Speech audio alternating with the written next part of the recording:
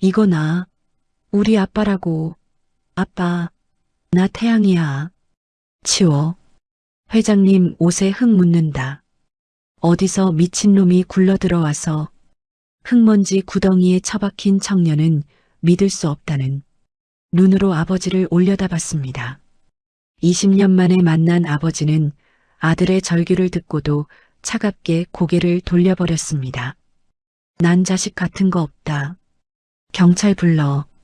그 매몰찬 한마디가 곰방꾼 청년의 가슴에 붉은 불꽃을 지폈습니다. 하지만 회장님은 꿈에도 몰랐을 겁니다. 오늘 자신이 짓밟고 지나간 그 초라한 청년이 훗날 당신의 회사를 통째로 집어삼킬 유일한 구원자가 되어 돌아올 줄은. 가장 낮은 곳에서 시작된 가장 높은 곳을 향한 복수극. 별빛 달빛 사연입니다. 오늘의 사연 시작합니다. 구독해 주시면 채널 운영하는데 도움이 됩니다. 숨이 턱까지 차오르는 폭염이었습니다. 섭씨 35도를 넘나드는 찜통더위 속에서 강태양은 자신의 몸무게보다 무거운 벽돌 뭉치를 등지게에 얹고 비틀거렸습니다. 땀이 비오듯 쏟아져 눈을 뜰 수조차 없었지만 강태양은 거친 숨을 몰아쉬며 이를 악물었습니다. 끙, 흡. 강태양이 단전에서부터 기압을 끌어올리며 한 발을 내디뎠습니다. 이곳은 엘리베이터조차 설치되지 않은 강남 랜드마크 건설 현장의 15층이었습니다.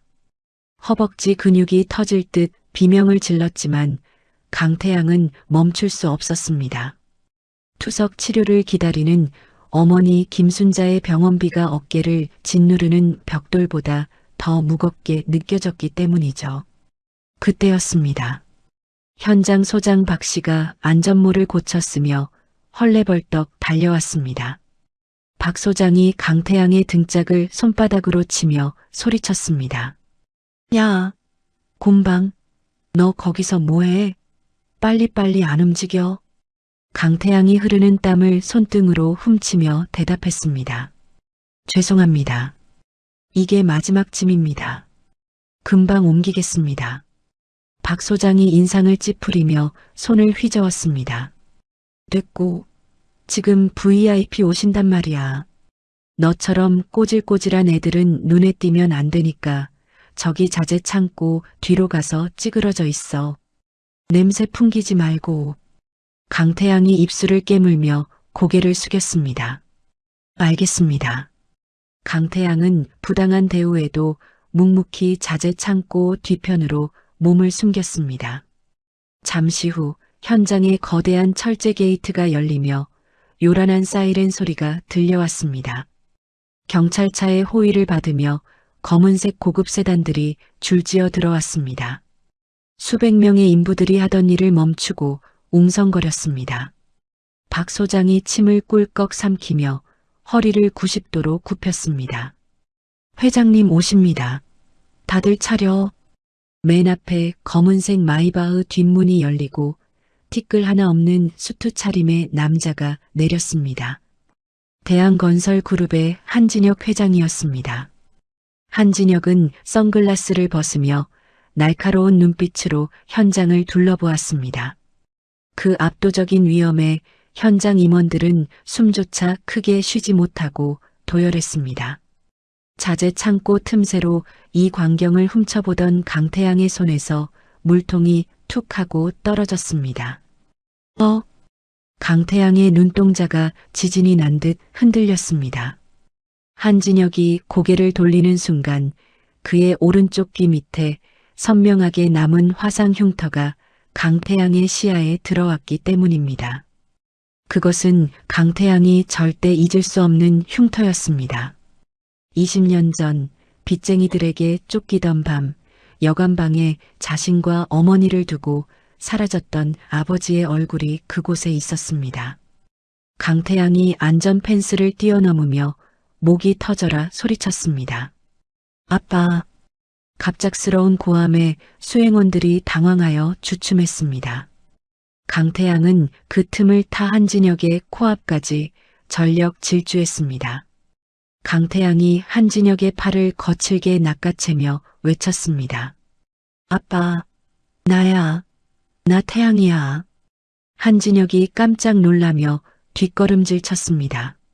낯선 청년의 돌발 행동에 한진혁은 본능적으로 방어 자세를 취했습니다. 하지만 강태양의 눈을 마주친 순간 한진혁의 표정이 묘하게 굳어졌습니다.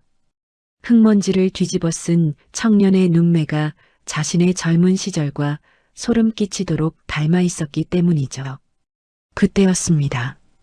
건장한 경호원 서너 명이 동시에 달려들었습니다. 경호팀장이 강태양의 팔을 뒤로 꺾으며 소리쳤습니다. 뭐하는 놈이야? 제 앞에. 으악. 강태양이 아스팔트 바닥에 얼굴을 지시겨진 채 비명을 질렀습니다. 입술이 터져 비릿한 피 맛이 났지만 강태양은 고개를 쳐들고 한진혁을 노려보았습니다. 강태양이 피 섞인 침을 뱉으며 울부짖었습니다. 나 강태양이라고. 왜 나를 모른 척해? 엄마가 얼마나 기다렸는데. 그 처절한 외침은 공사장의 소음을 뚫고 한진혁의 귓가에 꽂혔습니다. 한진혁의 동공이 심하게 흔들렸습니다. 그가 무의식적으로 손을 뻗으려던 찰나 곁에 서 있던 한민재 전무가 앞을 가로막았습니다. 한민재가 차가운 목소리로 경호원들에게 손짓하며 말했습니다. 회장님, 안전이 최우선입니다. 미친 사람이니 당장 끌어내세요. 강태양은 짐짝처럼 들려 끌려가면서도 끝까지 아버지의 눈을 놓지 않았습니다. 아빠, 아빠. 한진혁은 차에 다시 오르려다 멈칫했습니다. 바닥에 떨어진 강태양의 찢어진 작업 조끼 사이로 반짝이는 금속 물체가 보였기 때문입니다. 그것은 세상에 단 하나뿐인 반쪽짜리 하트 모양의 펜던트였습니다. 한진혁이 아내에게 정표로 주었던 바로 그 물건이었습니다. 한진혁이 떨리는 손을 주머니에 넣으며 중얼거렸습니다. 설마. 한민재는 한진혁의 미묘한 표정 변화를 놓치지 않았습니다. 한민재의 눈빛이 매섭게 빛났습니다. 그는 곧바로 보안팀장을 불렀습니다. 한민재가 보안팀장의 귓가에 낮게 속삭였습니다. 지금 즉시 현장 CCTV 영상 전부 삭제해. 그리고 저 녀석 경찰에 넘기기 전까지 저쪽 컨테이너에 가둬놔. 아무도 접근 못하게. 보안팀장이 고개를 끄덕이며 무전기에 대고 지시했습니다. 강태양은 멀어지는 아버지의 등을 바라보며 절망했습니다. 20년의 기다림이 철저한 외면으로 돌아왔다는 사실에 강태양은 바닥에 질질 끌려가며 뜨거운 눈물을 흘렸습니다. 잠시 후 현장 구석에 있는 낡은 컨테이너 안이었습니다. 나 이거 놓으라고. 강태양이 몸부림쳤지만 경호원들은 그를 의자에 거칠게 앉히고 밖으로 나가버렸습니다. 텅 빈 컨테이너 안에 홀로 남겨진 강태양은 거친 숨을 몰아쉬었습니다. 터진 입술과 멍든 몸의 고통보다 아버지가 자신을 알아보지 못했다는 배신감이 더 컸습니다. 강태양이 떨리는 손으로 주머니를 뒤적였습니다. 꼬깃꼬깃해진 낡은 흑백 사진 한 장이 나왔습니다. 젊은 시절의 한진혁이 어린 강태양을 안고 환하게 웃고 있는 사진이었습니다. 강태양은 사진을 가슴에 품고 오열했습니다. 그때 끼익하는 소리와 함께 컨테이너 문이 열렸습니다. 한민재 전무가 수행 비서도 없이 홀로 들어왔습니다. 그는 손수건으로 코를 막으며 혐오스럽다는 듯 강태양을 내려다보았습니다. 한민재가 구둣발로 강태양의 정강이를 툭 차며 말했습니다. 너 뭐하는 놈이야? 돈 뜯어내러 왔어? 강태양이 이를 갈며 대답했습니다. 당신들 뭐야? 우리 아빠야. 저 사람 내 아빠 강만수라고. 한민재가 비릿한 웃음을 흘렸습니다. 강만수? 대한민국 재계 서열 10위 한진혁 회장 보고 강만수라니. 소설을 써도 좀 그럴듯하게 써야지. 강태양이 사진을 내밀며 소리쳤습니다. 이거 안 보여? 이게 증거야. 우리 아빠라고. 한민재의 눈길이 사진에 머물렀습니다. 틀림없는 한진혁의 젊은 시절 모습이었습니다. 한민재의 표정이 순식간에 싸늘하게 굳어졌습니다. 그는 강태양의 손에서 사진을 거칠게 낚아챘습니다. 강태양이 묶인 손을 뻗으며 발악했습니다. 내놔. 내 사진이야. 한민재가 품에서 라이터를 꺼내 켰습니다. 치익하는 소리와 함께 불꽃이 일렁였습니다. 한민재가 사진 끝에 불을 붙이며 말했습니다. 이런 건 없는 게 낫지. 안 돼. 강태양의 비명 속에서 사진은 순식간에 타오르기 시작했습니다. 아버지의 미소가 검은재가 되어 바닥으로 흩날렸습니다. 강태양은 이성을 잃고 덤벼들려 했지만 결박된 몸 때문에 의자와 함께 바닥으로 넘어지고 말았습니다. 강태양이 바닥을 뒹굴며 고통스러운 신음을 내뱉었습니다. 으윽.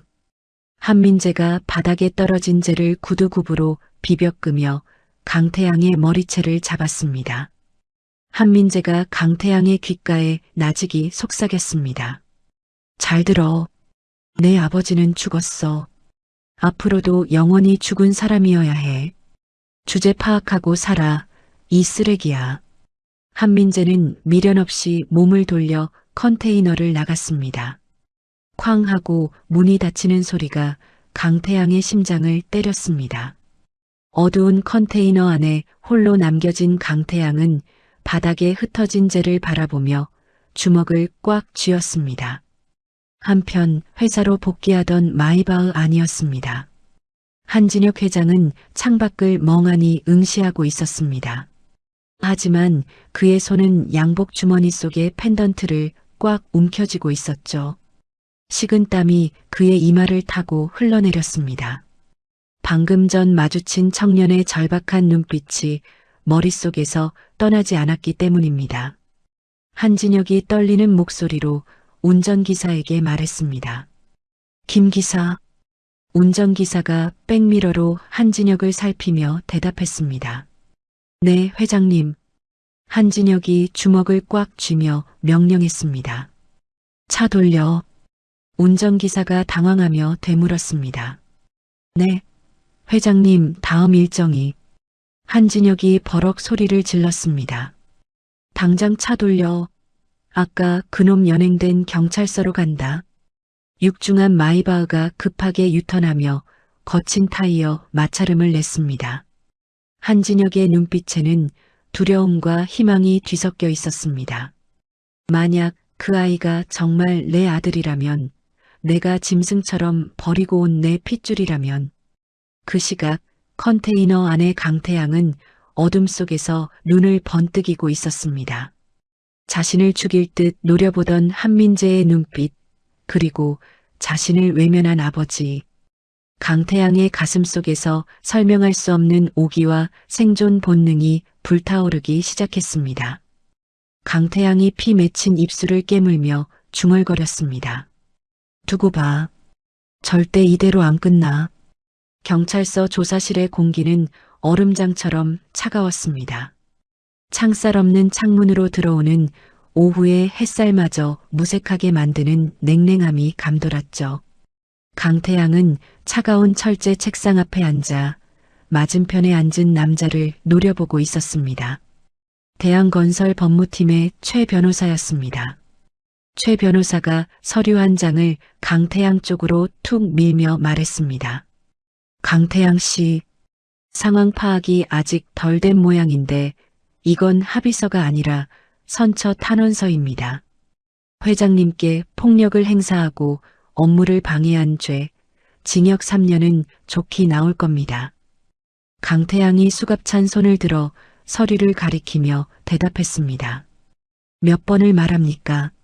난 폭행한 게 아니라고요. 그 사람이 내 아버지라서. 최 변호사가 비웃음을 흘리며 말을 끊었습니다. 아, 그 망상증. 최 변호사가 넥타이를 고쳐 매며 말을 이었습니다. 의학적 소견이 필요해 보이네요.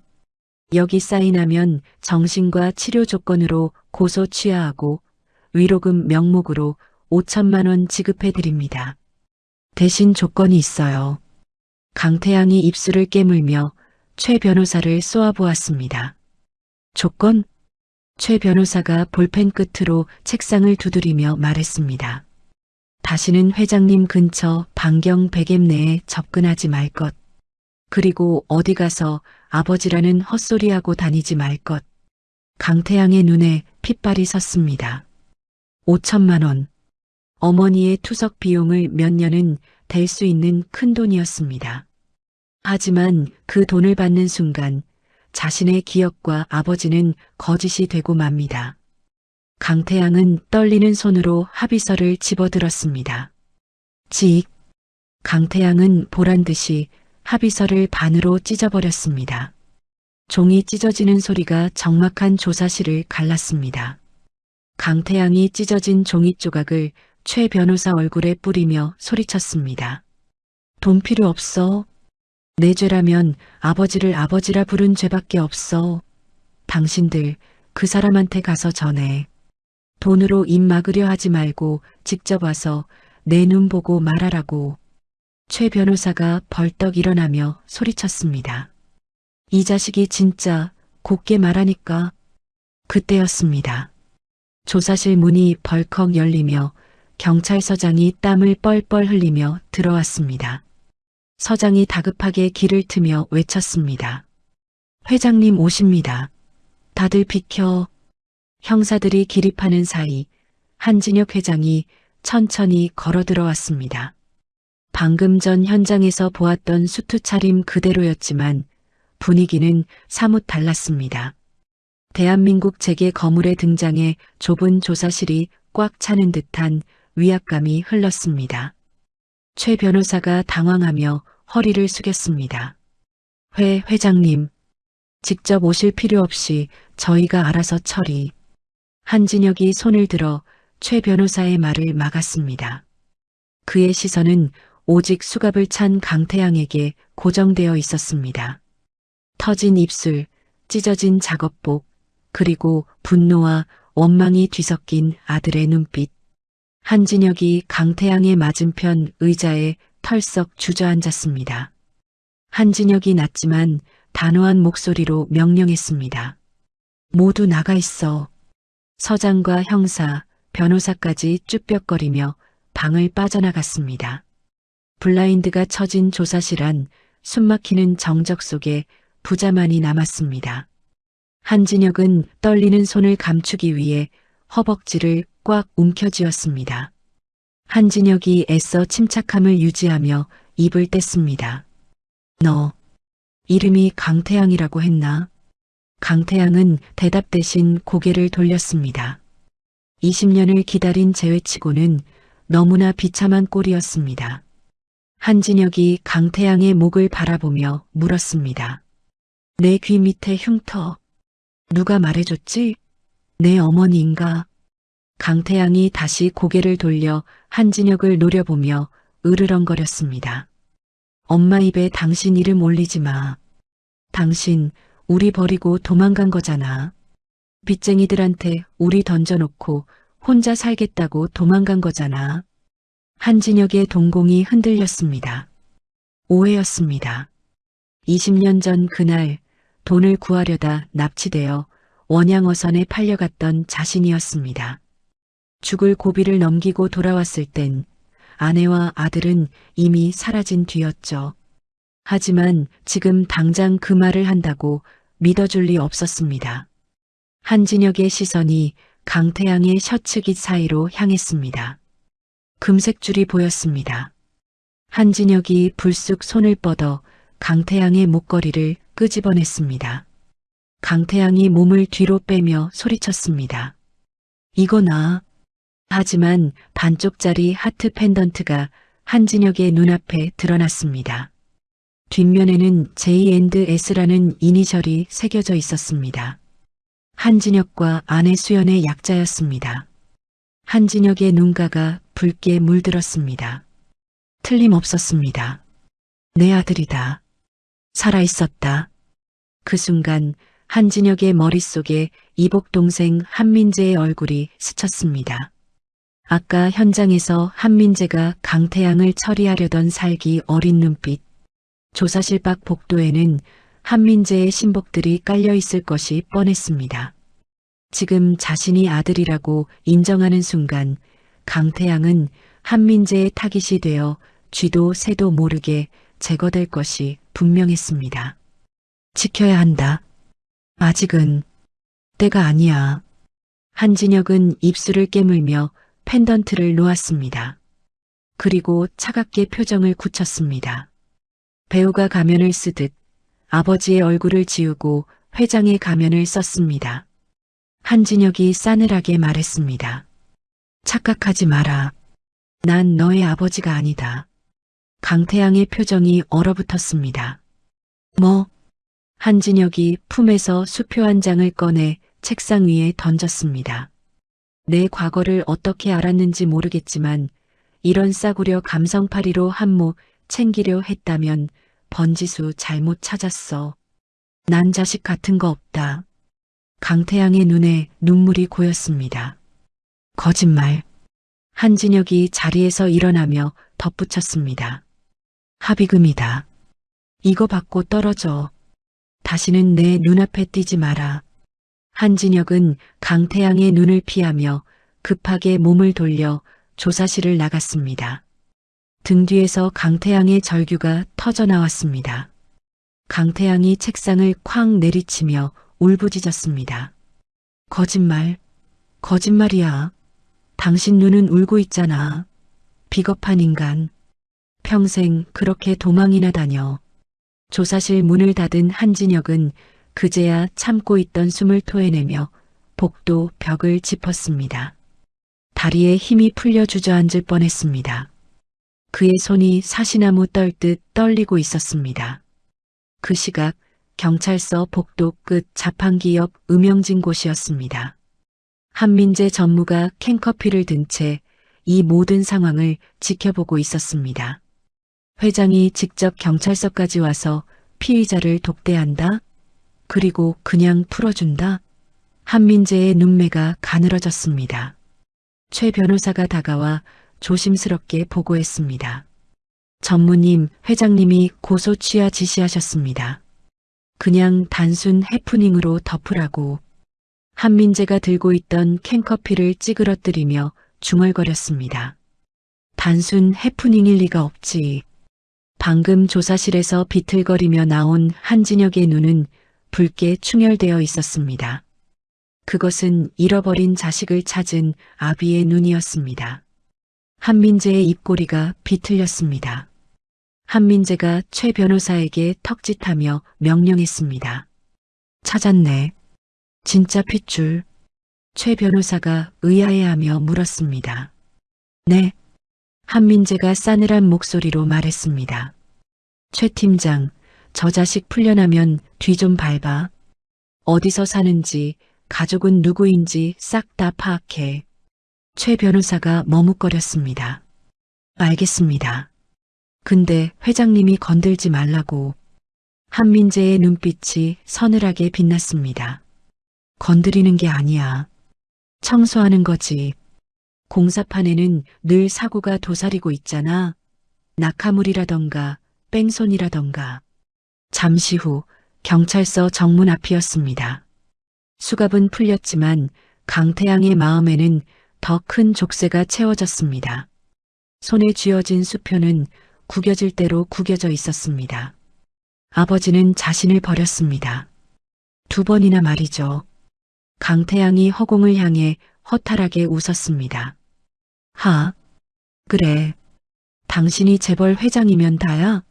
난 당신 같은 아비 필요 없어. 강태양은 수표를 갈기갈기 찢어 허공에 날려버렸습니다. 바람에 흩날리는 종이 조각들이 마치 자신의 신세 같았습니다. 강태양은 눈물을 훔치며 다짐했습니다. 이대로 물러서지 않겠다고. 어머니를 저렇게 만든 당신에게 내가 흘린 땀의 무게가 얼마나 무서운지 똑똑히 보여주겠다고요. 강태양은 비틀거리는 걸음으로 세워둔 스쿠터에 올라탔습니다. 찢어진 마음을 안고 어머니가 있는 요양병원으로 향했습니다. 터덜터덜 멀어지는 스쿠터 뒤로 번호판이 가려진 검은색 승합차 한 대가 라이트를 끄고 천천히 따라붙기 시작했습니다. 운전석의 사내가 누군가와 통화하며 나직이 은조렸습니다. 네, 전무님. 타깃 확보했습니다. 인적 드문 곳에서 작업하겠습니다. 한편 집무실로 돌아온 한진혁 회장은 초조하게 서성이고 있었습니다. 그는 책상 위 전화기를 들어 자신의 최측근인 김 실장에게 전화를 걸었습니다. 한진혁이 다급하게 외쳤습니다. 김 실장, 지금 당장 태양이를 찾아. 위험하다. 민재놈이 움직이기 전에 빼돌려서 안전가옥으로 데려가야 해. 빨리. 김 실장이 대답했습니다. 네, 회장님. 즉시 경호팀 급파하겠습니다. 하지만 운명의 수레바퀴는 한진혁의 바람보다 빠르게 굴러가고 있었습니다. 어둠이 내린 변두리 골목길이었습니다. 강태양은 백미러를 통해 뒤따라오는 수상한 차량을 감지했습니다. 불길한 예감이 등골을 스쳤습니다. 강태양이 스쿠터 핸들을 꽉 쥐며 중얼거렸습니다. 뭐야? 저 차는. 강태양은 골목길로 급하게 방향을 틀었습니다. 하지만 승합차는 무서운 속도로 엑셀을 밟으며 강태양을 추격해왔습니다. 쾅! 굉음과 함께 강태양의 스쿠터가 승합차 범퍼에 받쳐 날아갔습니다. 강태양은 아스팔트 바닥에 굴러떨어지며 처박혔습니다. 강태양이 고통스러운 신음을 내뱉으며 몸을 일으키려 했지만 다리가 말을 듣지 않았습니다. 승합차 문이 열리고 쇠파이프를 든 건장한 사내들이 내렸습니다.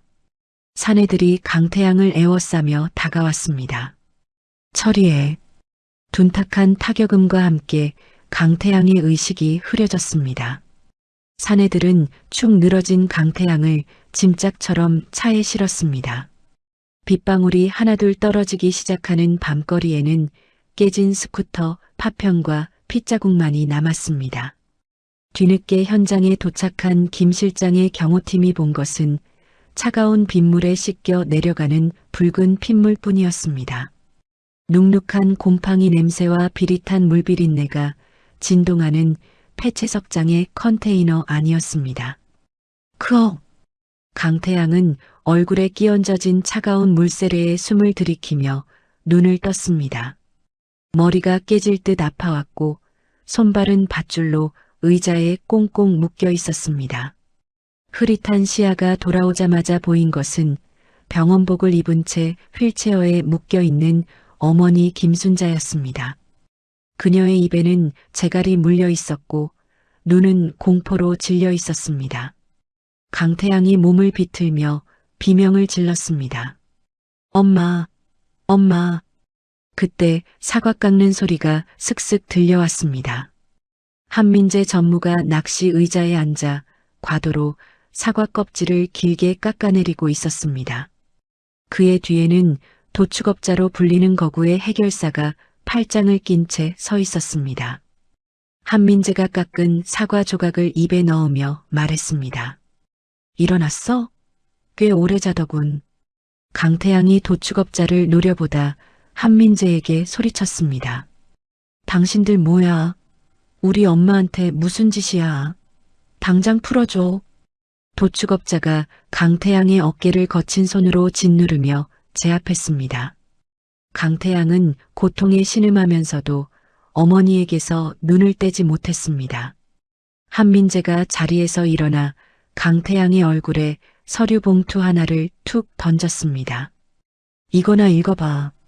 네가 왜 죽어야 하는지 친절하게 알려줄 테니. 강태양은 묶인 손으로 힘들게 봉투를 집어 내용물을 확인했습니다. 유전자 검사 결과 보고서였습니다. 맨 아래 적힌 한진영 마이너스 강태양 친자관계 성립 99.9%라는 글자가 강태양의 눈을 찔렀습니다. 강태양의 손이 부들부들 떨렸습니다. 이게 진짜였어? 한민재가 비릿한 웃음을 흘리며 다가왔습니다. 그래. 회장님이 널 왜 경찰서에서 모른 척했는지 이제 알겠지? 널 살리려고 그런 거야. 내가 알면 널 죽일 테니까. 강태양은 아버지가 자신을 버린 게 아니었다는 사실의 안도감과 동시에 그 핏줄 때문에 어머니까지 위험에 빠졌다는 사실에 절망했습니다. 한민재가 강태양의 귓가에 입을 가져다 대고 속삭였습니다. 근데 더 재미있는 건 뭔지 알아? 네가 그렇게 끔찍하게 여기는 내 엄마 김순자 말이야. 강태양이 고개를 번쩍 들며 으르렁거렸습니다. 우리 엄마 건들지 마. 한민재가 김순자를 가리키며 조소했습니다. 엄마, 크크. 그 여자가 진짜 내 엄마 같아? 천만에. 그 여자는 20년 전 널 유괴한 유괴범이야. 강태양의 사고가 정지했습니다. 세상에서 유일하게 믿었던 사람. 자신의 콩팥이 망가져가면서도 공사판 밥을 해먹이며 자신을 키워준 어머니가 유괴범이라니요. 강태양이 고개를 저으며 소리쳤습니다. 거짓말. 거짓말하지 마. 이간질하지 마. 한민재가 김순자의 입에 물린 재갈을 풀어주며 말했습니다. 못 믿겠으면 직접 물어봐. 김순자가 거친 숨을 몰아쉬며 눈물을 쏟았습니다. 강태양은 떨리는 눈으로 어머니를 바라보았습니다. 강태양이 울먹이며 물었습니다. 엄마, 아니지? 저놈이 하는 말 다 거짓말이지? 김순자가 고개를 떨구며 흐느꼈습니다. 태양아, 미안하다. 내가 죄인이야. 강태양은 망치로 머리를 맞은 듯 멍해졌습니다. 한민재의 말이 사실이었습니다. 김순자가 강태양을 보며 절규하듯 외쳤습니다. 하지만 태양아, 돈 때문이 아니었어. 그때 널 데리고 도망치지 않았으면 넌 죽었을 거야. 한민재의 눈썹이 꿈틀했습니다. 김순자가 한민재를 노려보며 말을 이었습니다. 내 친엄마가 죽고 나서 저놈의 생모가 사람을 사서 널 죽이려 했어. 유모였던 내가 널 살리려고. 그래서 야반도주한 거야. 강태양의 눈에서 눈물이 주르륵 흘러내렸습니다. 어머니는 범죄자가 아니라 자신을 구한 은인이었습니다. 유괴범이라는 꼬리표를 달고 평생 숨어 살아야 했던 어머니의 고단한 삶이 강태양의 가슴을 후벼 팠습니다. 한민재가 박수를 짝짝 쳤습니다. 감동적인 모자 상봉이네. 눈물 없이는 볼 수가 없어. 한민재가 시계를 보며 도축업자에게 눈짓했습니다. 시간 없어. 작업 시작해. 실족사로 처리될 거니까 깔끔하게 태워. 도축업자가 구석에 있던 신호통을 들고 다가왔습니다. 뚜껑을 열자 매캐한 냄새가 좁은 컨테이너를 가득 채웠습니다. 강태양이 몸부림치며 소리쳤습니다. 안 돼. 엄마. 엄마는 놔줘. 한민재가 김순자의 휠체어 손잡이를 잡으며 말했습니다. 아줌마는 내 인질로 좀 더 쓸모가 있겠어. 유언장 조작하려면 증인이 필요하거든. 한민재는 김순자를 휠체어째 끌고 밖으로 나갔습니다. 김순자가 뒤를 돌아보며 비명을 질렀습니다. 태양아, 안 돼. 우리 태양이 살려줘. 철컹. 컨테이너 문이 밖에서 잠겼습니다. 안에는 강태양과 신호통을 든 도축업자만이 남았습니다. 도축업자가 무표정한 얼굴로 바닥과 강태양의 몸에 신호를 들이부었습니다. 차가운 액체가 강태양의 옷을 적셨습니다. 코를 찌르는 냄새에 현기증이 날 지경이었습니다. 도축업자가 라이터를 꺼내 켰습니다. 잘 가라. 칙. 라이터가 바닥에 던져지자마자 펑 소리와 함께 붉은 화염이 치솟았습니다. 순식간에 불길이 컨테이너 내부를 집어삼키기 시작했습니다. 으악! 강태양은 뜨거운 열기에 비명을 질렀습니다. 하지만 이대로 죽을 수는 없었습니다. 어머니가 끌려갔습니다. 자신이 죽으면 어머니도 죽습니다. 강태양의 눈에 바닥에 굴러다니는 깨진 소주병 조각이 들어왔습니다. 강태양은 의자를 뒤로 젖혀 손목을 묶은 밧줄을 유리 조각에 미친 듯이 비벼댔습니다. 서거, 서거. 살점이 찢겨나가고 피가 튀었지만 강태양은 고통을 느낄 겨를도 없었습니다. 불길이 바지 밑단에 옮겨붙기 시작했습니다. 도축업자가 불길을 피해 문 쪽으로 가려다 강태양을 돌아보았습니다. 독한 놈. 그 순간 툭 하고 밧줄이 끊어졌습니다. 이 새끼가. 도축업자가 주머니에서 잭나이프를 꺼내 달려들었습니다. 강태양은 불길 속을 뒹굴며 피했습니다. 그의 손의 구석에 있던 쇠파이프가 잡혔습니다. 강태양이 짐승처럼 포효하며 튀어올랐습니다. 죽어. 빡! 강태양의 쇠파이프가 도축업자의 명치를 정확히 가격했습니다. 허를 찔린 거구가 억소리를 내며 뒤로 넘어졌습니다. 도축업자는 불길이 가장 거센 안쪽으로 쓰러지며 정신을 잃었습니다. 강태양은 숨 돌릴 틈도 없이 창문으로 향했습니다. 이미 출입문은 불길에 막혀 있었습니다. 강태양은 쇠파이프로 유리를 깨부수고 좁은 창틀에 몸을 던졌습니다. 와장창. 깨진 유리 파편이 온몸을 긁고 지나갔습니다. 강태양은 불타는 컨테이너에서 탈출해 밖으로 굴러떨어졌습니다. 밖에는 억수 같은 장대비가 쏟아지고 있었습니다. 컨테이너는 낭떠러지 끝에 아슬아슬하게 걸쳐 있었습니다. 강태양은 비틀거리며 일어서려 했지만 발을 헛디디고 말았습니다. 으악! 강태양의 몸이 허공으로 날아올랐습니다. 아래는 시커먼 흙탕물이 소용돌이치는 강물이었습니다.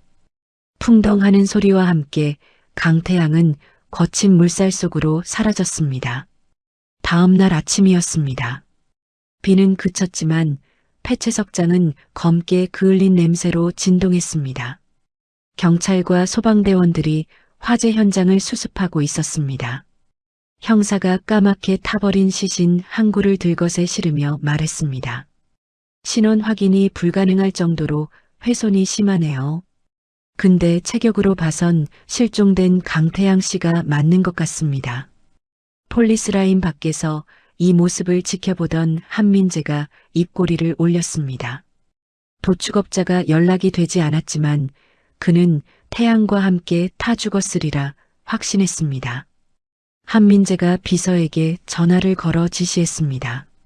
아버지한테 보고해. 사고였다고. 안타깝게도 시신 훼손이 심해 바로 화장해야겠다고. 잠시 후 병원 VIP 병실이었습니다. 한진혁 회장은 침대에 앉아 창밖을 보고 있었습니다. 김 실장이 굳은 표정으로 병실에 들어왔습니다. 김 실장이 고개를 떨구며 보고했습니다. 회장님, 면목 없습니다. 폐채석장 화재 현장에서 시신이 발견됐답니다. 한진혁의 손에 들려있던 물컵이 바닥으로 떨어져 산산조각 났습니다.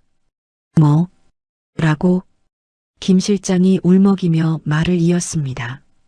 민재 전무 측에서 신원 확인 중이라는데 정황상 도련님이 한진혁이 가슴을 움켜쥐며 비명을 질렀습니다. 20년 만에 찾은 아들이었습니다. 지켜주지 못했다는 죄책감과 상실감이 심장을 난도질했습니다. 한진혁의 눈동자가 뒤집히며 몸이 경직되었습니다. 회장님, 회장님. 의료진들이 다급하게 병실로 뛰어들어왔습니다. 심전도 모니터가 요란한 경고음을 냈습니다. 한편 사고 현장에서 수십 킬로미터 떨어진 하류 갈대밭이었습니다. 김 실장은 한 회장의 지시로 미리 구성해둔 수색팀을 이끌고 강가를 이잡듯이 뒤지고 있었습니다. 시신이라도 찾아야 했습니다. 김 실장이 목까지 차오르는 물살을 헤치며 소리쳤습니다. 더 꼼꼼히 찾아봐. 분명히 이 근처로 떠내려왔을 거야. 수색 3시간째 김 실장의 무전기에서 치직거리는 소리가 들려왔습니다. 팀장님, 여기 뭔가 걸려 있습니다. 사람입니다. 김 실장이 미친 듯이 갈대밭을 헤치고 달려갔습니다.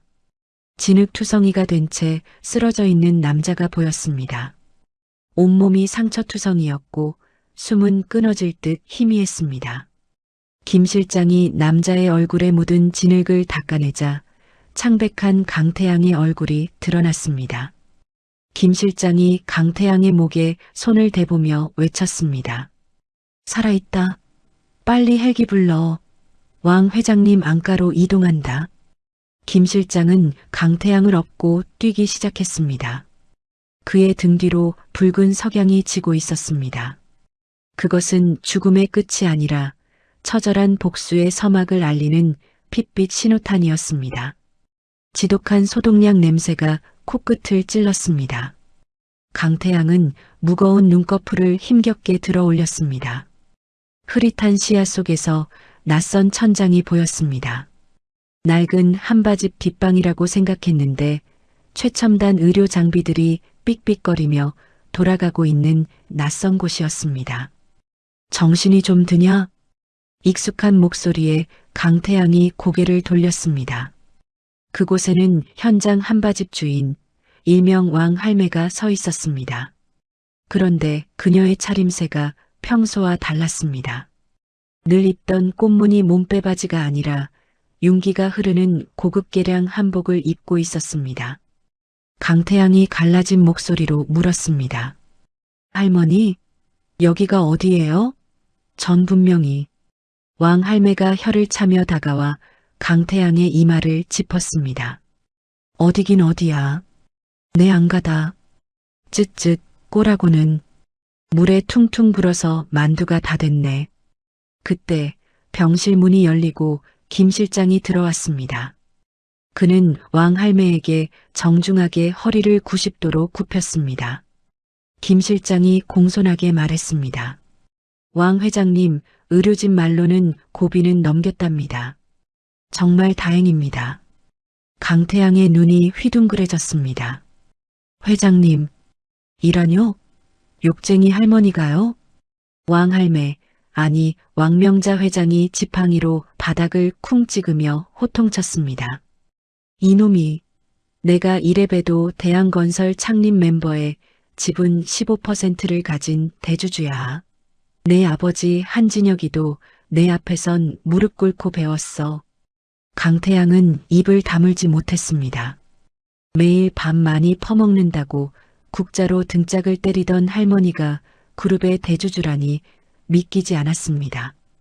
왕명자가 리모컨을 들어 벽면에 대형 TV를 켰습니다.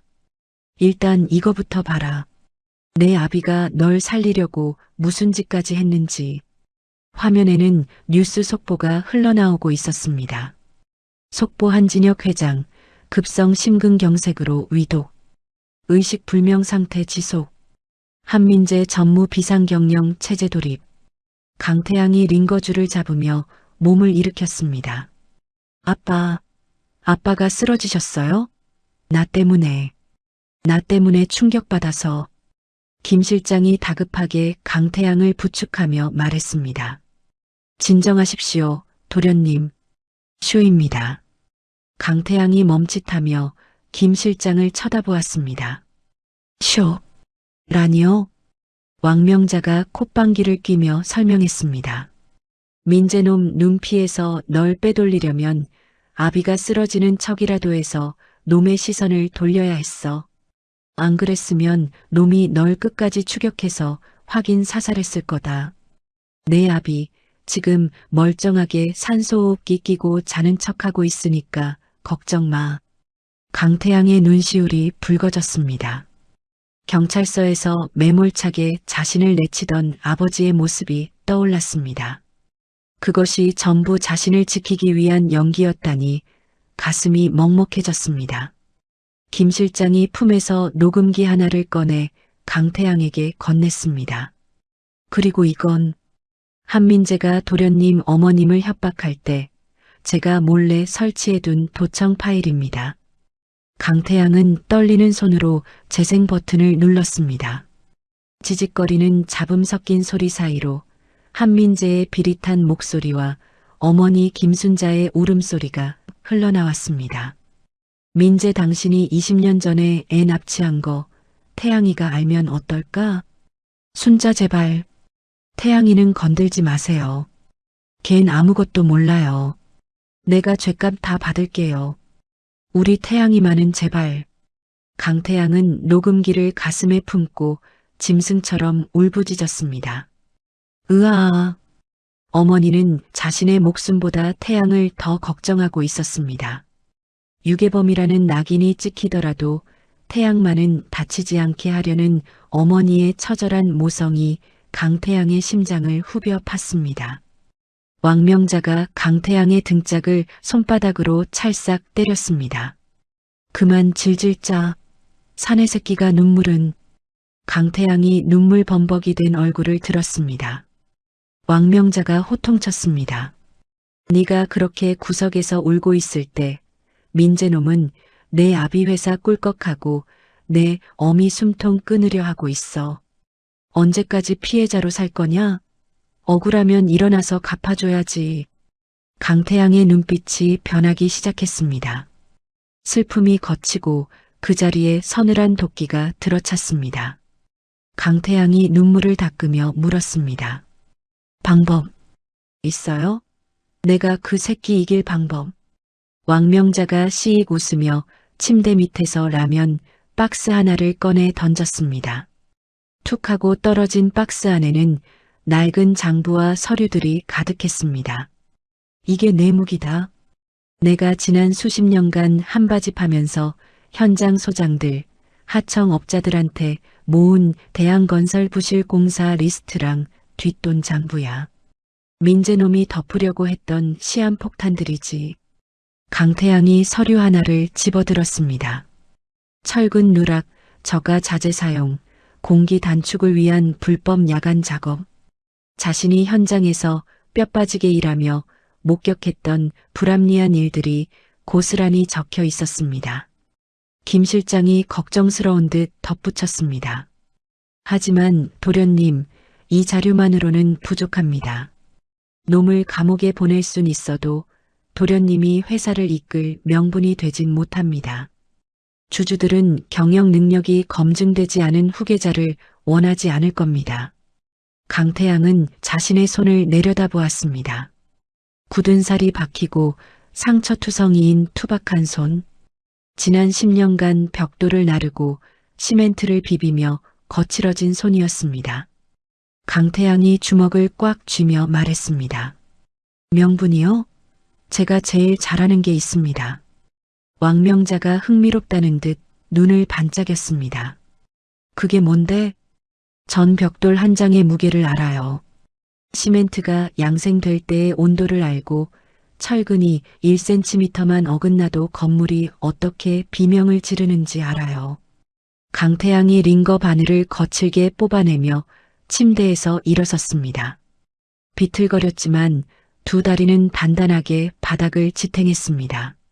한민재 그 자식은 도면만 볼 줄 알지 현장 흙냄새는 맡아본 적 없는 새님이죠. 제가 보여주겠습니다. 현장을 모르는 놈이 회장이 되면 회사가 어떻게 무너지는지. 왕명자가 만족스러운 듯 무릎을 쳤습니다. 그래, 눈깔이 이제 좀 살아있네. 오늘부터 특훈이다. 곰방꾼 강태양은 죽었어. 이제부터 넌 대한건설의 유일한 적통, 한태양이다. 그날부터 안가의 불은 꺼지지 않았습니다. 낮에는 왕명자 회장에게 스파르타식으로 주주들을 다루는 화술과 배포를 배웠습니다. 야 이놈아, 목소리에 힘이 없어. 뱃속에서부터 끌어올려. 곰방할 때처럼. 왕명자의 불호령이 떨어질 때마다 강태양은 목이 터져라 소리치며 연습했습니다. 밤에는 김 실장과 머리를 맞대고 한민재의 비리 자료를 분석했습니다. 이 부분 콘크리트 강도 수치가 이상합니다. 설계도상으로는 23메가파스칼이어야 하는데 실제 납품 내역은 18메가파스칼이에요. 물을 탔다는 증거입니다. 강태양은 전문 용어 대신 현장의 언어로 비리의 핵심을 찔러냈고 김 실장은 감탄하며 이를 체계적인 보고서로 만들었습니다. 일주일 후 결전의 날이 밝았습니다. 대한건설 본사 대회의실에서는 차기 회장 선임을 위한 긴급 주주총회가 예정되어 있었습니다. 한민재는 승리를 확신하며 샴페인을 미리 따놓고 있었습니다. 자신의 반대파 임원들은 이미 지방으로 좌천시켰고 주요 주주들은 돈으로 매수한 상태였으니까요. 안가 드레스룸 강태양은 거울 앞에 섰습니다. 흙먼지 묻은 작업복 대신 김 실장이 준비해준 짙은 네이비 수트가 그의 몸을 감쌌습니다. 넥타이를 매는 손길은 비장했습니다. 김 실장이 강태양의 옷매무새를 다듬어주며 말했습니다. 준비되셨습니까, 이사님? 강태양이 고개를 끄덕였습니다. 네. 갑시다. 방을 나서려던 강태양이 멈칫하더니 구석에 있던 검은 비닐봉지를 집어들었습니다. 왕명자가 의아해하며 물었습니다. 그건 뭐하러 챙기냐? 쓰레기 봉투를. 강태양이 비닐봉지를 들어보이며 씩 웃었습니다. 한민재 숨통 끊어놓을 무기요. 제일 비싼 몽블랑 만년필보다 이게 더 확실할 겁니다.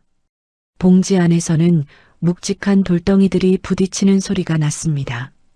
검은색 세단이 안가를 빠져나와 도심을 향해 질주했습니다. 창밖으로 대한건설 본사의 마천루가 보였습니다. 강태양은 주먹을 꽉 쥐었습니다. 기다려, 한민재. 네가 쌓은 모래성 내 손으로 무너뜨려 줄 테니까. 차창에 비친 강태양의 얼굴은 더 이상 짓밟히던 하청 노동자의 얼굴이 아니었습니다. 복수의 칼날을 품은 푸른 사자 한태양이 그곳에 있었습니다. 반격의 서막이 올랐습니다. 대한건설 본사 대회의실은 축제 분위기였습니다. 긴급 주주총회장 앞에는 화환이 늘어서 있었고 한민재 전무를 지지하는 임원들은 이미 승리를 확신한 듯 샴페인 잔을 부딪히고 있었죠. 한민재는 단상 위에 서서 원고를 정리하며 회심의 미소를 지었습니다. 자신의 반대파는 모두 숙청했고 아버지 한진혁 회장은 의식불명 상태이니 이제 이 거대한 제국은 온전히 자신의 것이었습니다. 한민재가 마이크를 잡고 자신만만하게 입을 열었습니다. 존경하는 주주 여러분, 한진혁 회장님의 갑작스러운 건강 악화로 인한 경영 공백, 이제 제가 메우겠습니다. 저는 수익성 없는 지방 현장은 모두 정리하고 하청 단가를 20% 삭감하여 회사의 이익을 극대화하겠습니다. 주주석 앞줄에 앉은 한민재의 측근들이 요란한 박수를 보냈습니다. 옳소. 한민재 전무님 만세. 한민재가 의사봉을 들어 올리며 목소리를 높였습니다. 그럼 회장 대행 선임 안건을 통과시키겠습니다. 땅. 의사봉이 책상을 치려는 찰나였습니다. 이에 있습니다. 쾅. 육중한 마호가니 문이 활짝 열리며 쩌렁쩌렁한 목소리가 회의실을 울렸습니다. 모든 시선이 입구로 쏠렸습니다. 그곳에는 짙은 네이비 수트를 입은 강태양이 서 있었습니다. 며칠 전 경찰서에서 보았던 초라한 작업복 차림이 아닌 완벽한 핏의 정장 차림이었습니다. 하지만 그의 손에는 명품 서류 가방 대신 흙먼지가 잔뜩 묻은 검은 비닐봉지가 들려 있었죠. 그리고 그 뒤로 왕명자 회장이 지팡이를 짚고 위풍당당하게 걸어 들어왔습니다. 한민재의 눈이 튀어나올 듯 커졌습니다. 너, 어떻게 죽은 줄 알았던 강태양이 멀쩡하게 살아서 그것도 대주주인 왕명자와 함께 나타났으니 귀신을 본 듯 놀랄 수밖에 없었습니다. 한민재가 사색이 되어 소리쳤습니다. 누구냐? 보안팀, 뭐 하는 거야? 저 미친놈 안 끌어내고. 보안 요원들이 곤봉을 들고 달려들려 했습니다. 그때 왕명자가 지팡이로 바닥을 쿵 내리찍었습니다. 멈춰! 왕명자의 호통 소리에 보안 요원들이 얼어붙었습니다. 왕명자가 보안팀장을 노려보며 으름장을 놓았습니다. 내 손님이다. 손끝 하나라도 건드리면 자네들 밥줄부터 끊어주지. 내가 누군지 몰라? 보안팀장이 왕명자의 얼굴을 확인하고는 기겁하며 뒤로 물러섰습니다. 그룹의 창립 멤버이자 숨겨진 실세인 그녀를 모르는 직원은 없었으니까요. 강태양은 성큼성큼 단상 앞으로 걸어나갔습니다. 구두 굽소리가 적막한 회의실에 울려 퍼졌습니다. 강태양은 한민재의 코앞까지 다가가 섰습니다. 강태양이 싸늘하게 웃으며 물었습니다. 놀랐어? 불타 죽은 줄 알았던 곰방꾼이 수트 입고 나타나서? 한민재가 뒷걸음질치며 말을 더듬었습니다. 네가 여길 감히 어디라고. 강태양은 대답 대신 손에 들고 있던 검은 비닐봉지를 주주들이 앉은 테이블 위에 툭 올려놓았습니다. 묵직한 소리가 났습니다. 강태양이 주주들을 둘러보며 말했습니다. 한민재 전무가 방금 말한 이 극대화의 실체를 보여주러 왔습니다. 강태양이 봉지를 뒤집자 안에서 앙상하게 녹슨 철근 조각과 부서진 콘크리트 덩어리들이 와르르 쏟아져 나왔습니다. 부연 시멘트 먼지가 피어오르자 점잖게 앉아있던 주주들이 기겁하며 코를 막고 손사래를 쳤습니다. 한 주주가 불쾌한 표정으로 소리쳤습니다. 이게 뭡니까? 신성한 주주총회장에서 쓰레기를 뿌리다니. 강태양이 주주를 똑바로 쳐다보며 대답했습니다. 쓰레기요? 맞습니다. 쓰레기죠. 이게 바로 지금 우리 회사가 짓고 있는 랜드마크 타워의 기둥 속살입니다. 강태양의 일갈에 좌중이 조용해졌습니다. 강태양이 콘크리트 덩어리 하나를 집어들며 말을 이었습니다. 콘크리트는 양생하는데 최소 28일이 걸립니다. 그래야 뼈대가 굳고 힘을 받죠. 그런데 한민재 전무는 공사기간 줄이겠다고 이걸 14일로 줄였습니다. 게다가 시멘트값 아끼겠다고 물을 섞었어요. 강태양이 맨손으로 콘크리트 덩어리를 꽉 쥐었습니다. 파삭! 돌덩이가 과자 부스러기처럼 힘없이 부서져 내렸습니다. 가루가 되어 떨어지는 콘크리트를 보며 현장을 모르는 임원들의 눈이 휘둥그레졌습니다. 강태양이 가루를 털어내며 소리쳤습니다. 보셨습니까? 이게 여러분이 투자한 건물의 미래입니다. 바람만 불어도 무너질 사상누각. 한민재 전무는 건물을 짓는 게 아니라 거대한 관짝을 짜고 있는 겁니다. 한민재의 얼굴이 불그락푸르락해졌습니다. 자신의 치부가 만천하에 드러나자 이성을 잃기 시작했습니다. 한민재가 단상을 치며 악을 썼습니다. 저놈 말은 다 거짓말입니다. 어디서 돌덩이 하나 주워와서 쇼를 하는 겁니다. 여러분 속지 마십시오. 저놈은 근본도 없는 노가다꾼입니다. 사기꾼이라고요. 강태양이 품에서 서류 봉투를 꺼내 높이 들어 올렸습니다. 자격? 사기꾼? 좋습니다. 그럼 이건 어떻게 설명할 겁니까? 스크린에 문서 하나가 크게 띄워졌습니다. 한진영 마이너스 강태양 친자 확인서와 의결권 위임장이었습니다. 강태양이 또렷한 목소리로 선언했습니다. 한진혁 회장 친자 확인서, 그리고 회장님께서 직접 서명하신 위임장입니다. 회장님은 저 한태양에게 대한건설의 모든 의결권을 위임하셨습니다. 장내가 술렁거리기 시작했습니다. 회장님, 숨겨진 아들이 있었어? 저 사람이 적통이라고? 세상에.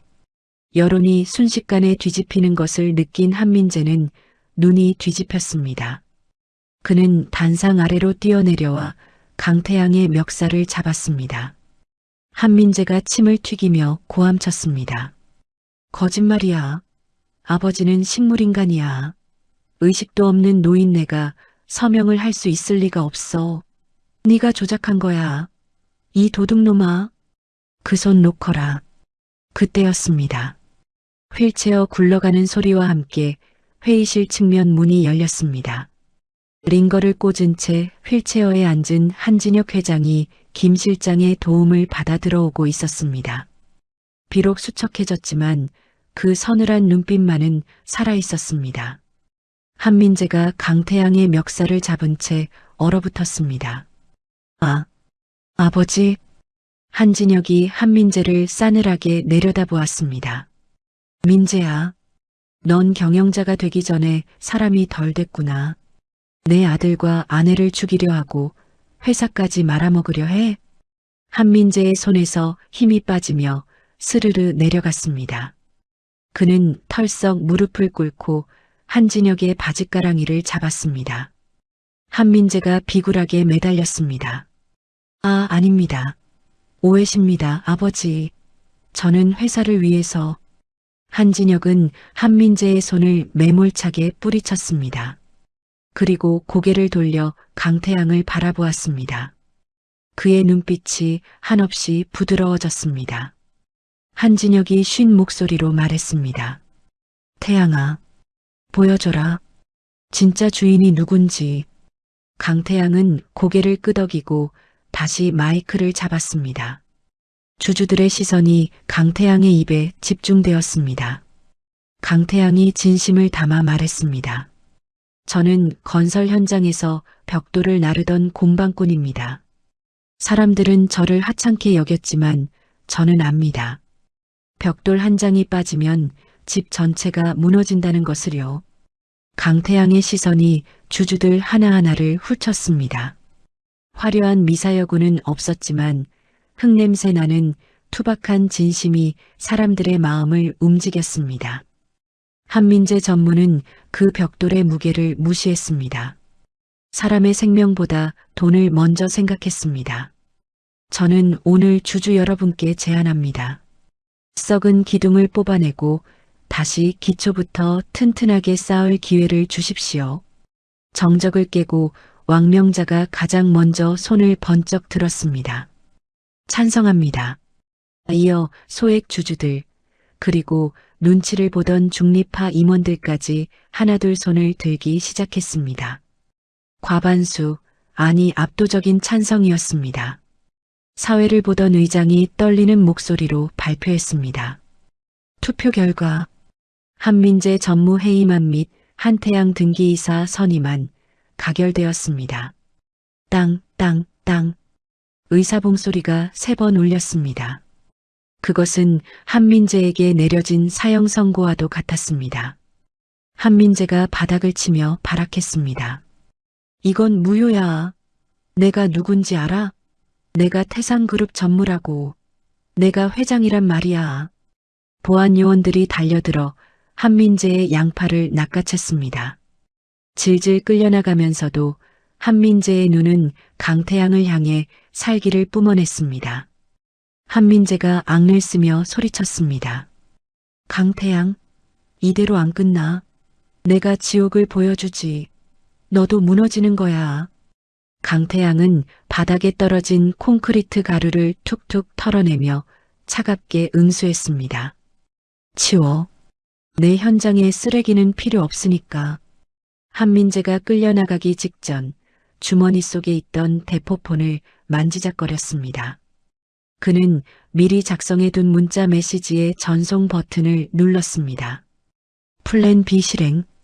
그것은 자신이 파멸할 경우 강태양의 현장을 지옥으로 만들라는 미리 심어둔 신복에게 보내는 최후의 명령이었습니다.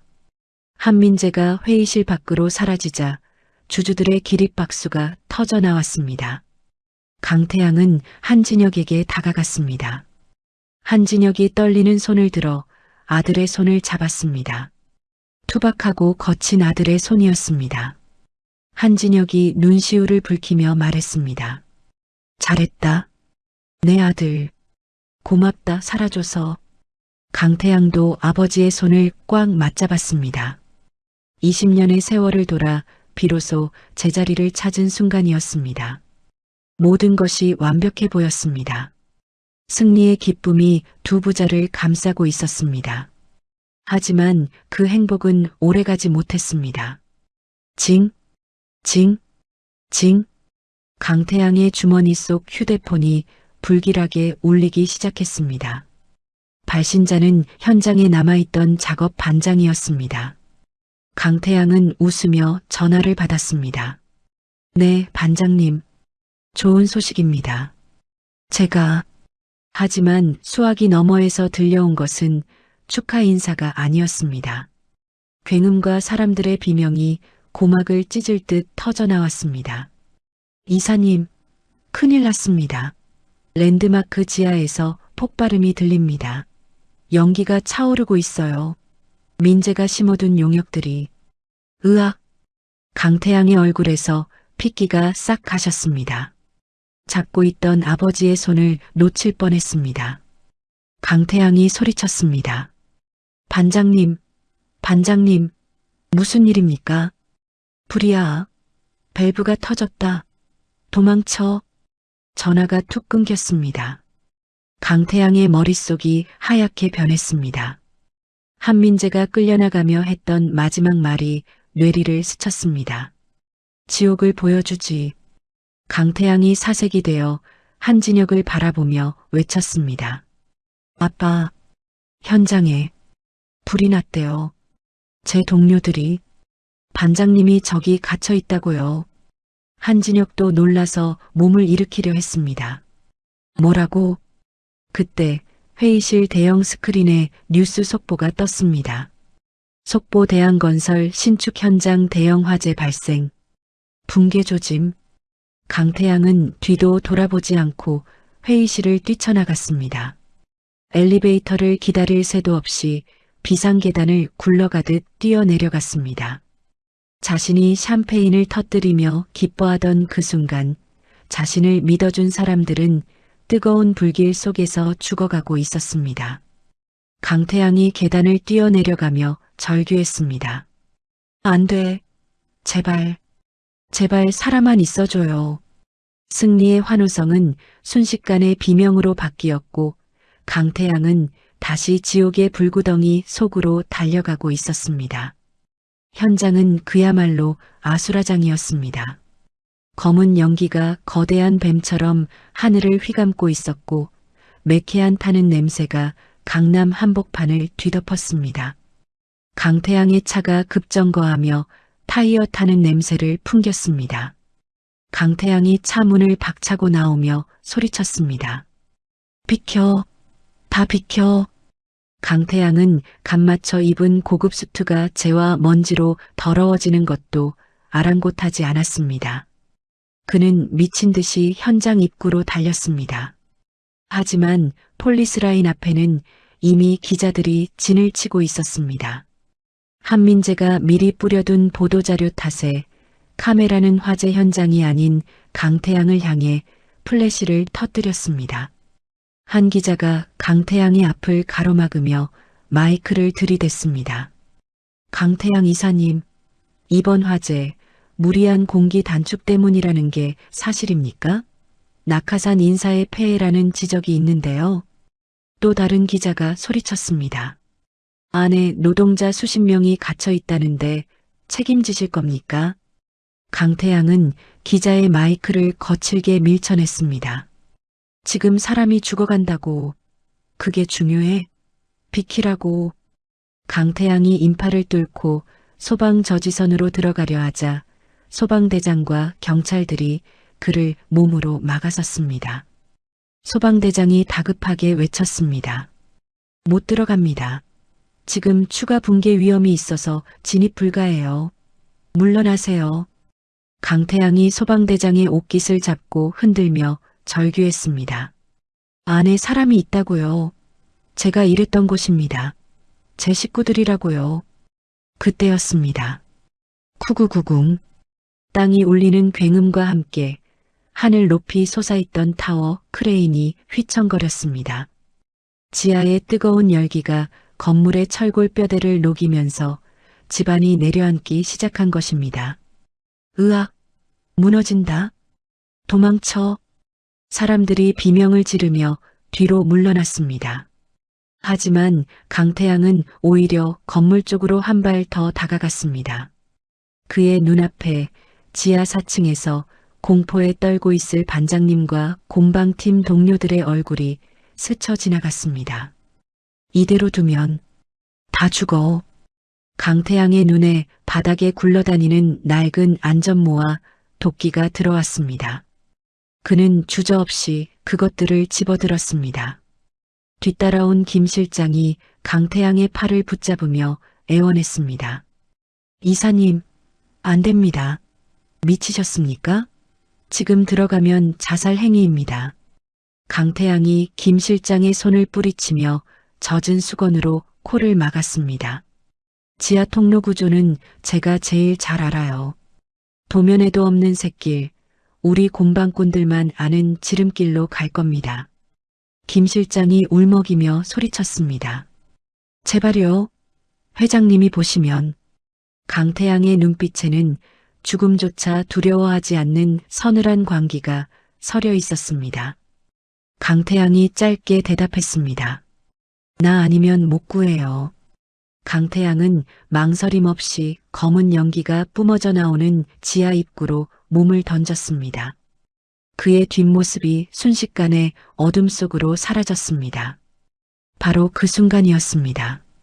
뒤늦게 소식을 들은 한진혁 회장의 차가 현장에 도착했습니다. 차 문이 열리고 한진혁이 비틀거리며 내렸습니다. 그의 눈에 들어온 것은 불길이 치솟는 지옥 입구로 뛰어드는 아들의 마지막 뒷모습이었습니다. 태양아. 한진혁이 손을 뻗으며 비명을 질렀습니다. 20년 만에 기적처럼 찾은 아들이었습니다. 내 목숨과 바꿔서라도 지키고 싶었던 핏줄이었습니다. 그런데 또다시 내 눈앞에서 사지로 들어갔습니다. 극심한 공포와 스트레스가 한진혁의 심장을 강타했습니다. 크억! 한진혁이 가슴을 움켜쥐며 바닥으로 쓰러졌습니다. 그의 얼굴이 백지장처럼 하얗게 질렸습니다. 비서들이 혼비백산하여 달려들었습니다. 회장님, 정신 차리십시오. 구급차, 여기 구급차 빨리. 의료진이 달려와 심폐소생술을 시도했지만 한진혁의 의식은 돌아오지 않았습니다. B-하는 불길한 경고음과 함께 한진혁은 들것에 실려 구급차로 옮겨졌습니다. 지상에서는 아버지가 쓰러지고 지하에서는 아들이 갇히는 절체절명의 순간이었습니다. 한편 지하 4층은 이미 사람이 있을 곳이 아니었습니다. 쿨러. 강태양은 바닥을 기어가며 거친 기침을 토해냈습니다. 유독가스와 열기가 폐를 찌르는 듯 했습니다. 방독면도 없이 젖은 수건 하나에 의지한 채 강태양은 곰방 일을 하며 익혔던 감각만으로 어둠 속을 더듬었습니다. 앞이 보이지 않았지만 강태양은 몸이 기억하는 길을 따라 움직였습니다. 자재 창고 뒤편 사람들이 잘 다니지 않는 좁은 통로였습니다. 강태양이 목이 터져라 소리쳤습니다. 반장님, 김씨 아저씨, 어디 있어요? 돌아오는 것은 무너진 콘크리트 더미가 삐걱거리는 소리뿐이었습니다.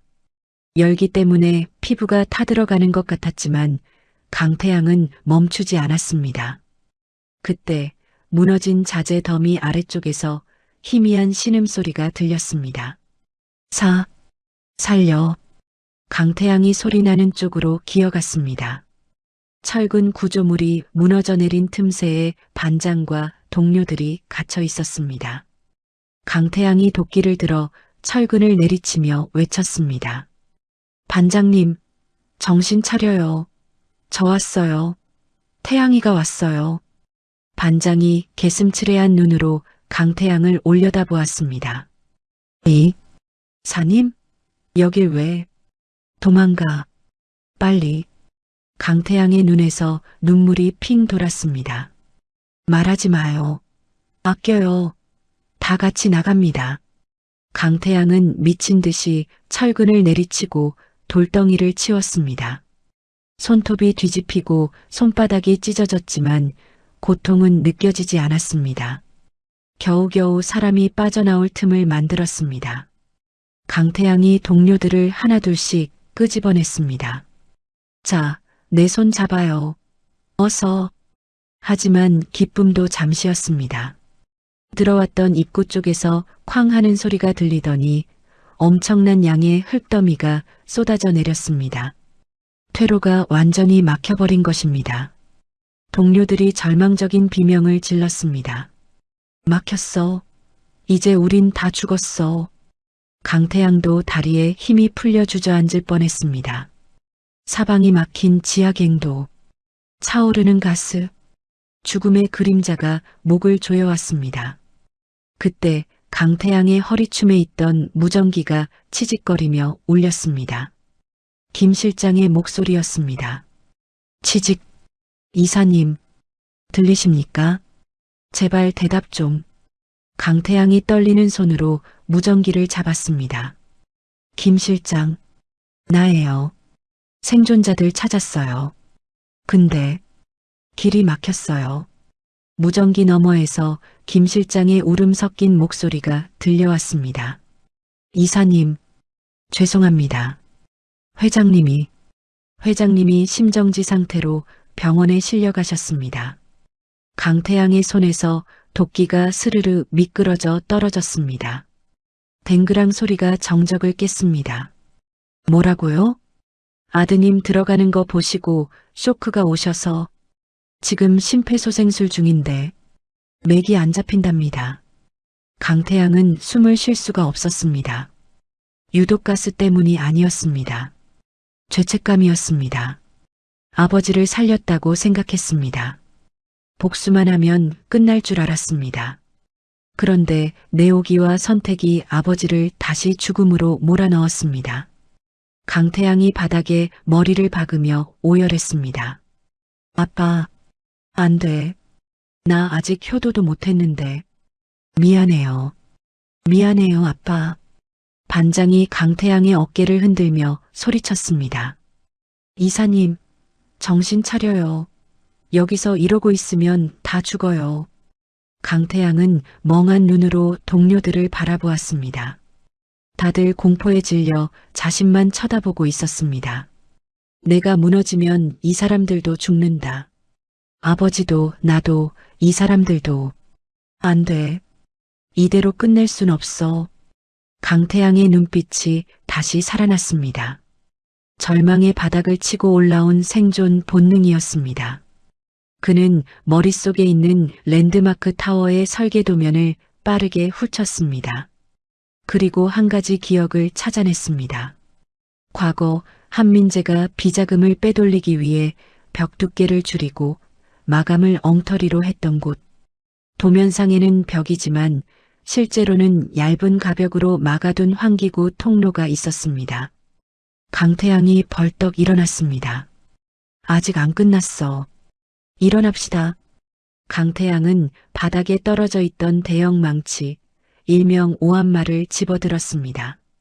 그 묵직한 무게가 손에 감겨왔습니다. 곰방꾼 시절 하루에 수천 번도 더 들었던 익숙한 무게였습니다. 강태양이 동료들을 독려하며 외쳤습니다. 저 벽 뒤에 옆 공구로 나가는 길이 있어요.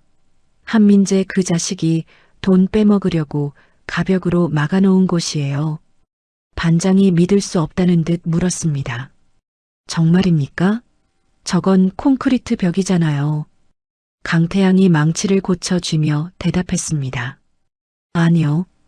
저건 벽이 아니라 한민재의 탐욕입니다. 제가 부숩니다. 강태양은 곰방꾼 시절 다져진 온몸의 근육을 부풀렸습니다. 어깨가 빠질 듯한 고통이 밀려왔지만 그는 이를 악물었습니다. 으아! 기합 소리와 함께 강태양의 망치가 허공을 가르고 벽을 강타했습니다. 쾅! 굉음이 지하 공간을 울렸습니다. 지상에서는 강태양을 비난하는 뉴스가 계속되고 있었고 병원에서는 한진혁의 심전도 그래프가 일직선을 그리고 있었습니다. 모든 희망이 사라진 것 같은 그 순간 가장 깊고 어두운 지하에서 강태양은 망치질을 멈추지 않았습니다.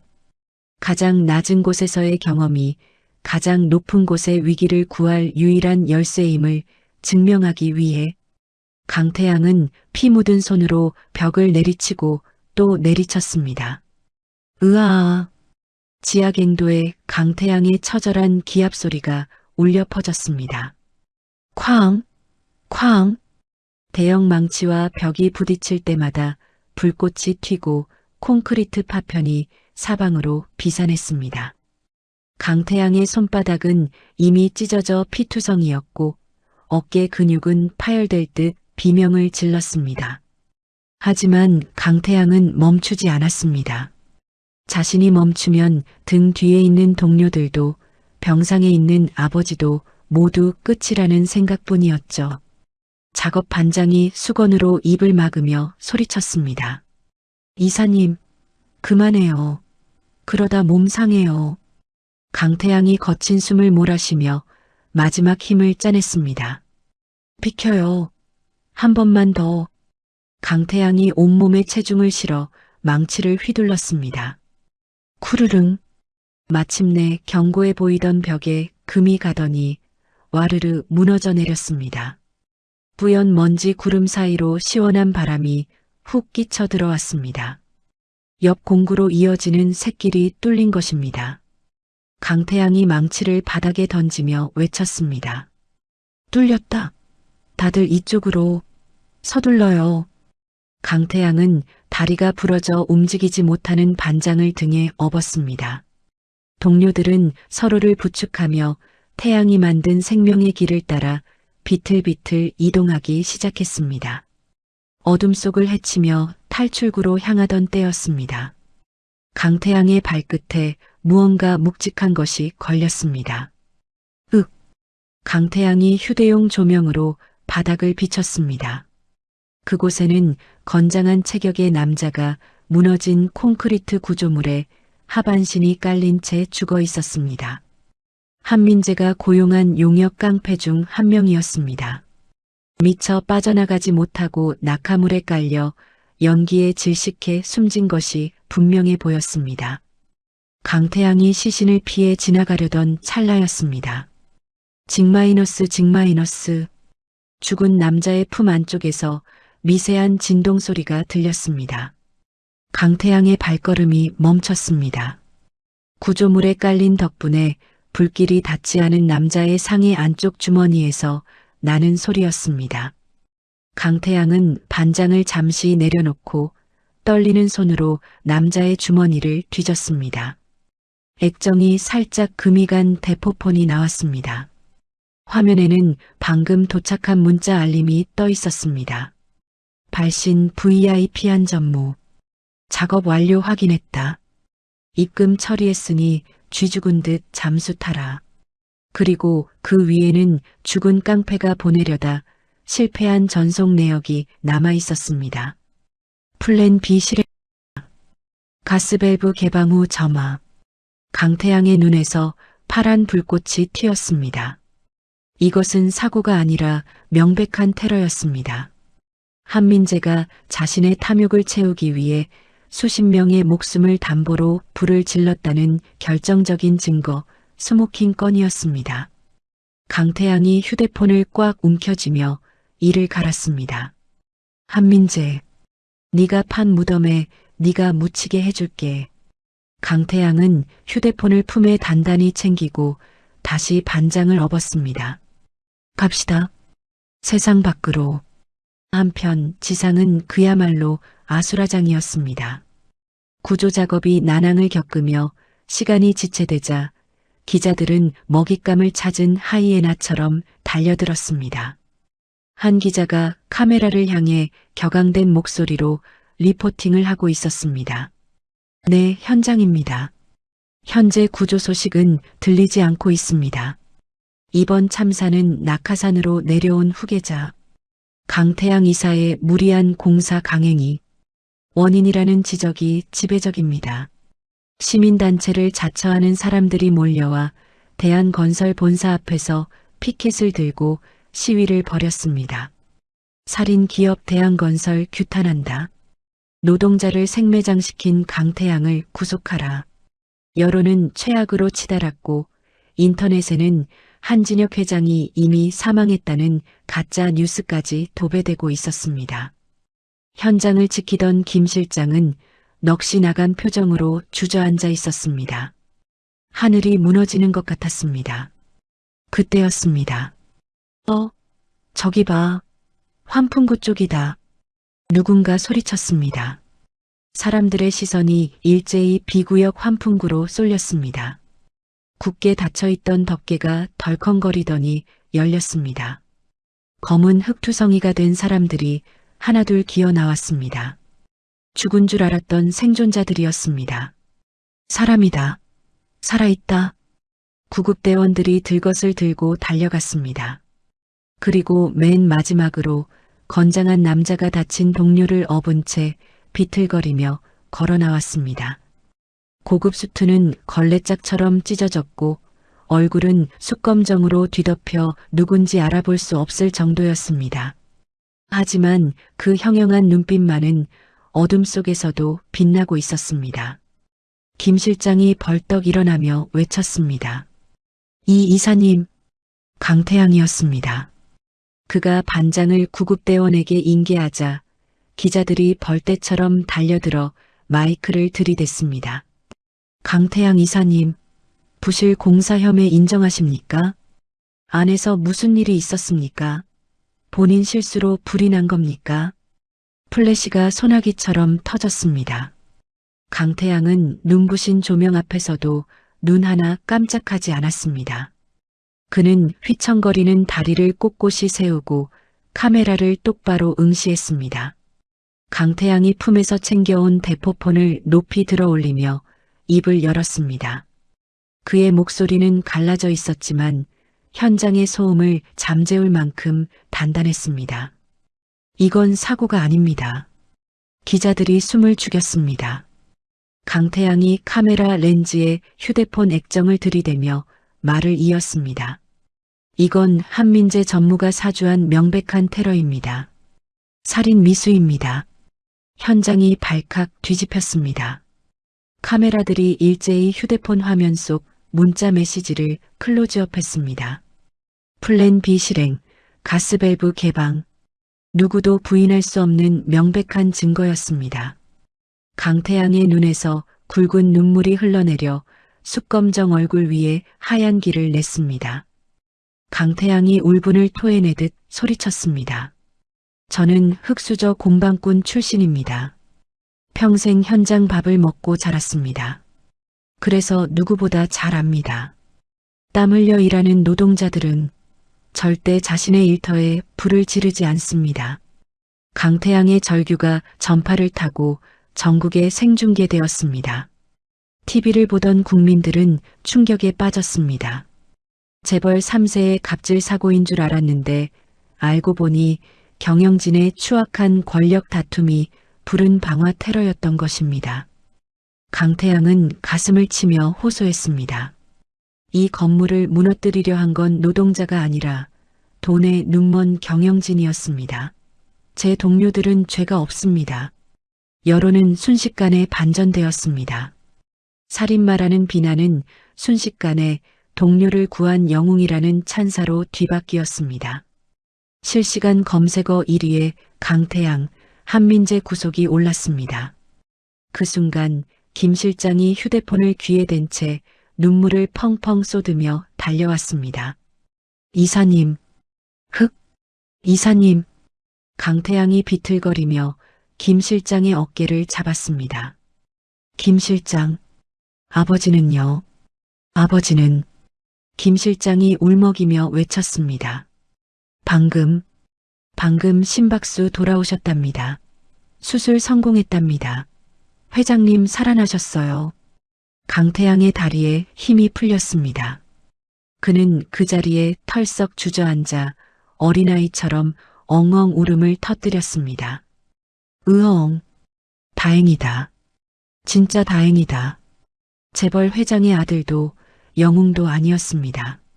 그저 죽음의 문턱에서 아버지를 다시 만난 아들의 울음이었습니다. 그 모습에 현장에 있던 노동자들과 시민들도 함께 눈시울을 붉혔습니다. 구조된 반장이 링거를 꽂은 채 절뚝거리며 다가와 강태양을 끌어안았습니다. 이사님, 고맙습니다. 우리 살려줘서 고맙습니다. 현장에서 박수가 터져 나왔습니다. 처음에는 작게 시작된 박수 소리가 점점 커져 거대한 파도처럼 현장을 뒤덮었습니다. 강태양은 흙투성이가 된 얼굴로 하늘을 올려다보았습니다. 매캐한 연기가 걷히고 맑은 하늘이 드러나고 있었습니다. 그제야 비로소 강태양은 자신이 이 현장의 진정한 주인이 되었음을 느꼈습니다. 핏줄 때문이 아니라 흘린 땀과 눈물로 증명해낸 자격이었습니다. 뉴스 속보가 타전되었습니다. 속보 검찰, 한민재 전무 긴급 체포, 공항에서 도주 중 검거, 속보 강태양 이사, 화재 현장에서 결정적 증거 확보, 영웅적 활약 화재.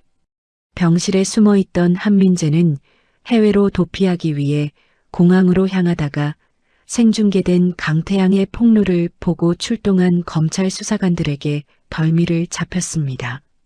수갑을 찬 한민재가 카메라를 향해 악을 썼지만 그 누구도 그의 말에 귀 기울이지 않았습니다. 정의의 심판은 늦었지만 확실하게 그를 향해 다가오고 있었습니다. 몇 시간 후 병원 중환자실이었습니다. 강태양은 간단한 응급처치만 받은 채 붕대를 감고 아버지의 병실을 찾았습니다. 산소호흡기를 쓴 채 잠들어 있는 한진혁 회장은 수척해 보였지만 모니터의 심박수는 규칙적으로 뛰고 있었습니다. 강태양은 침대맡에 앉아 아버지의 거친 손을 자신의 뺨에 갖다 대었습니다. 따뜻했습니다. 살아있는 온기였습니다. 강태양이 아버지의 손을 꼭 잡고 속삭였습니다. 아빠, 이제 다 끝났어요. 나 약속 지켰어요. 회사도 지키고 사람들도 지켰어요. 한진혁의 눈꺼풀이 미세하게 떨렸습니다. 마치 아들의 목소리를 듣고 있다는 듯이요. 강태양이 눈물을 훔치며 웃었습니다. 그러니까 이제 푹 쉬어요. 일어나면 나랑 같이 곰방 한판 해야죠. 아빠가 곰방의 전설이라면서요. 창밖으로 붉은 노을이 지고 있었습니다. 폐허가 된 현장 위로 그리고 두 부자의 가슴속으로 새로운 희망이 싹트고 있었습니다. 서울중앙지방법원 제1형사부 법정안은 숨막히는 긴장감으로 가득 찼습니다. 방청석은 기자들과 대한건설 주주들 그리고 시민들로 발 디딜 틈이 없었습니다. 피고인석에는 수의를 입은 한민재가 초췌한 몰골로 앉아 있었습니다. 명품 수트로 감췄던 그의 비열한 본성은 헝클어진 머리카락과 불안하게 떨리는 눈동자 위로 고스란히 드러나 있었습니다.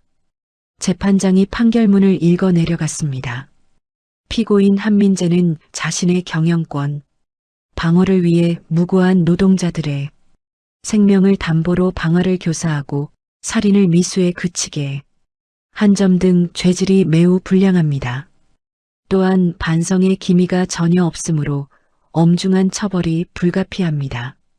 한민재가 입술을 물어뜯으며 주먹을 꽉 쥐었습니다. 재판장이 안경을 고쳤으며 주문을 낭독했습니다. 이에 본 재판부는 피고인 한민재에게 징역 15년을 선고합니다. 땅, 땅, 땅. 판결봉 소리가 법정에 울려 퍼지자마자 한민재가 자리를 박차고 일어났습니다. 한민재가 핏대 선 목으로 악을 썼습니다. 이건 무효야. 모함이라고. 내가 누군지 알아? 내가 대한건설 주인이야. 강태양 저놈이 다 조작한 거라고. 교도관들이 달려들어 한민재의 양팔을 꺾어 제압했습니다. 한민재가 질질 끌려나가며 방청석 맨 뒤를 향해 소리쳤습니다. 강태양, 너 이 자식, 내가 가만둘 것 같아? 여기서 나가면 널 죽여버릴 거야. 죽여버린다고. 방청석 맨 뒷줄, 어둠 속에 앉아있던 강태양은 그 모습을 무표정하게 지켜보고 있었습니다. 한때는 형제라고 불릴 뻔했던 남자의 추악한 몰락이었습니다. 욕망에 눈이 멀어 핏줄도 사람도 버린 괴물의 최후는 비참했습니다. 한민재의 목소리가 복도 밖으로 사라지자 강태양은 조용히 자리에서 일어났습니다. 가슴 한구석을 짓누르던 무거운 돌덩이가 비로소 내려간 기분이었습니다. 법원을 나서는 강태양의 위로 따스한 햇살이 쏟아져 내렸습니다. 몇 시간 후 서울대학교병원 VIP 병동이었습니다. 창가에는 휠체어에 앉아 병원 정원을 내려다보는 한진혁 회장이 있었습니다. 큰 수술을 견뎌낸 그는 많이 수척해져 있었지만 표정만은 그 어느 때보다 평온해 보였습니다. 드르륵. 병실 문이 열리고 강태양이 들어왔습니다. 다녀왔습니다. 한진혁이 휠체어를 돌려 아들을 마주 보았습니다. 20년 전 젊은 시절의 자신을 꼭 빼닮은 아들이 듬직하게 서 있었습니다. 한진혁이 부드러운 미소를 지으며 물었습니다. 그래, 재판은 어떻게 됐느냐? 강태양이 침대 옆 의자에 앉으며 대답했습니다. 징역 15년 나왔습니다. 항소하겠지만 증거가 명백해서 뒤집히진 않을 겁니다. 한진혁이 씁쓸한 표정으로 고개를 끄덕였습니다. 비록 피가 섞이지 않았고 악행을 저질렀지만 한때 아들로 키웠던 아이를 감옥에 보낸 아비의 심정은 복잡해 보였습니다. 하지만 그것 또한 자신이 방치한 업보라 생각하는 듯 한진혁은 긴 한숨을 내쉬었습니다. 정적이 흘렀습니다. 강태양은 주머니에서 무언가를 꺼내 한진혁의 손에 쥐어주었습니다. 반쪽짜리 하트 펜던트였습니다. 한진혁의 눈이 커졌습니다. 이건 강태양이 덤덤하게 말했습니다. 어머니 유품, 다시 아버지께 돌려드리고 싶었어요. 아버지가 갖고 계시는 게 맞는 것 같아서요. 한진혁은 떨리는 손으로 펜던트를 어루만졌습니다. 떠나간 아내에 대한 그리움과 미안함이 밀려오는 듯 했습니다. 강태양이 망설이다 말을 이었습니다. 그리고 저 키워준 엄마, 김순자 씨요. 방금 수술실 들어갔대요. 한진혁이 고개를 들어 강태양을 바라보았습니다. 강태양의 목소리가 조금 떨렸습니다. 신장 이식 수술, 아버지가 지원해 주셨다고 들었어요. 유괴범인데 왜 도와주셨어요? 자신을 유괴했지만 20년 동안 친아들처럼 키워준 여인. 그녀는 자신의 콩팥이 망가질 때까지 막노동을 하며 강태양을 지켰습니다. 한진혁은 잠시 창밖을 응시하다 입을 열었습니다. 그 사람이 널 데려가긴 했지만 결국 널 살린 것도 그 사람이더구나. 20년 동안 내 대신 널 지켜준 그 사람에게 고마움을 갚고 싶었다. 강태양의 눈시울이 붉어졌습니다. 김순자는 수술 전 강태양에게 죗값은 평생 갚으며 살겠다고 눈물로 약속했습니다. 강태양에게는 2명의 어머니가 있었고 이제 2분 모두를 가슴에 품을 수 있게 되었습니다. 한진혁이 강태양의 손을 꼭 잡았습니다. 거칠고 투박한 아들의 손이 한진혁의 가슴을 먹먹하게 만들었습니다. 한진혁이 물기 어린 목소리로 말했습니다. 태양아, 고맙다. 못난 아비를 용서해줘서. 강태양은 짐짓퉁명스럽게 대답했습니다. 저 아직 용서 안 했어요. 한진혁이 놀란 눈으로 아들을 쳐다보자 강태양이 피식 웃으며 덧붙였습니다. 그러니까 평생 제 옆에서 갚으세요. 공방 일당 대신 회장님 경영 노하우로 갚으시라고요.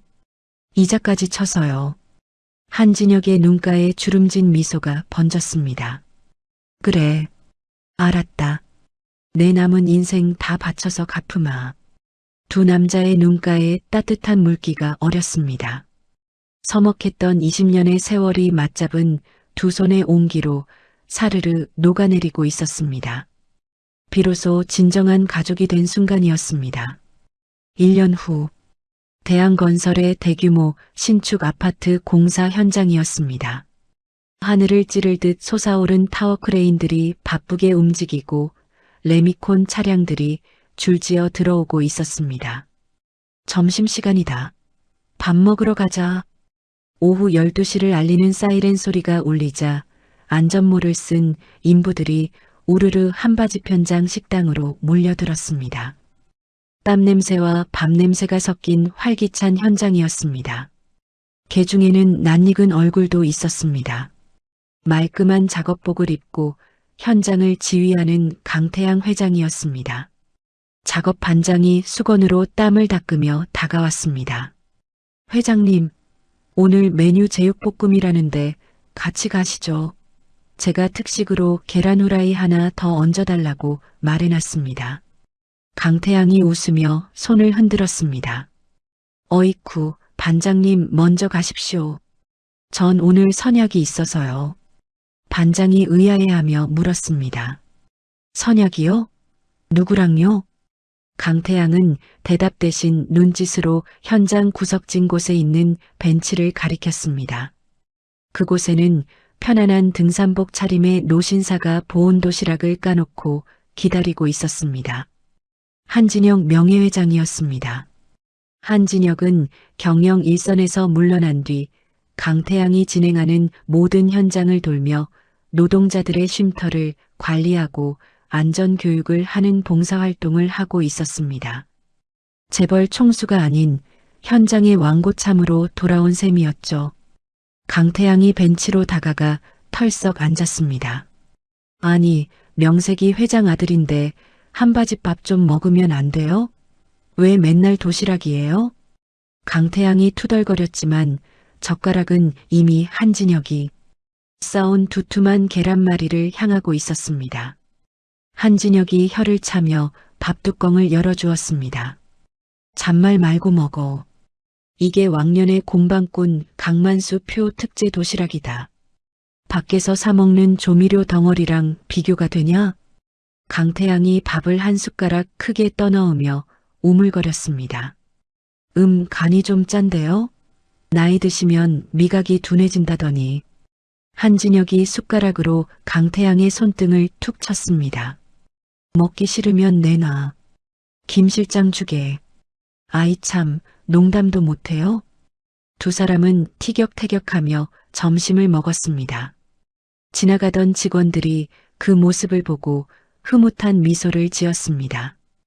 회장과 명예회장이 아닌 그저 사이좋은 아버지와 아들의 모습이었습니다. 식사를 마친 강태양이 짓고 있는 아파트를 올려다보며 말했습니다.